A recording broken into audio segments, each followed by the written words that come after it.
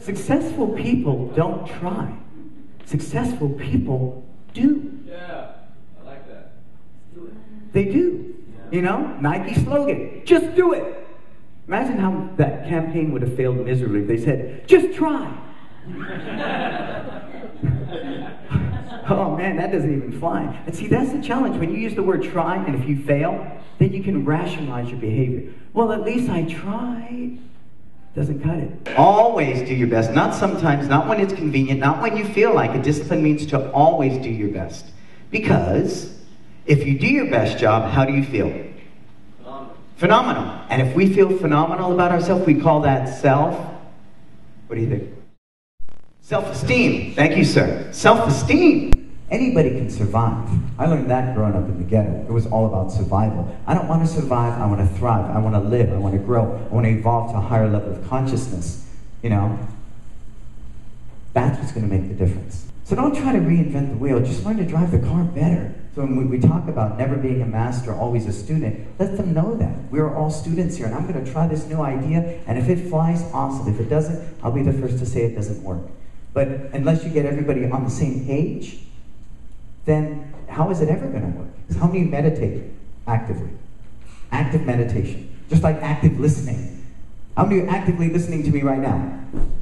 Okay, come on. Okay, let's make sure we're here. Meditation is vital. That meditation is not some kumbaya, bald-head monk sitting up on the mountain for like 30 years looking for enlightenment. No, it's not.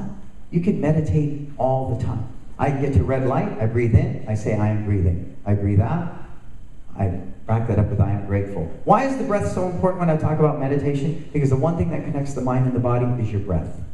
So really what meditation is about is being mindful of your breath. Because the mind connects the mind, the breath connects the mind and the body. When I teach a class, every class is the first class, the only class I'll ever teach. Ever.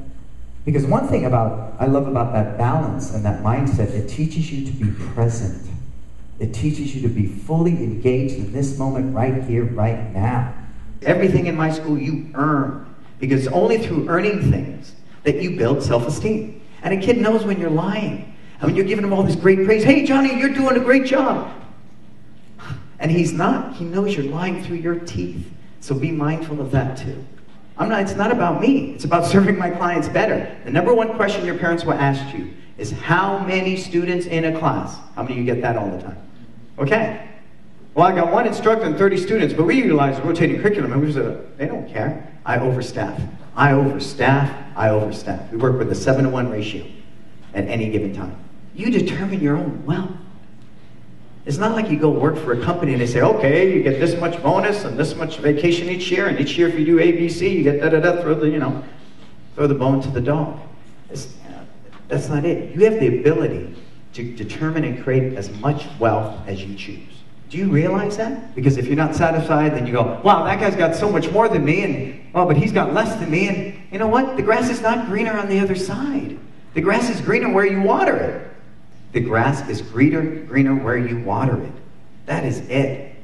So water your grass.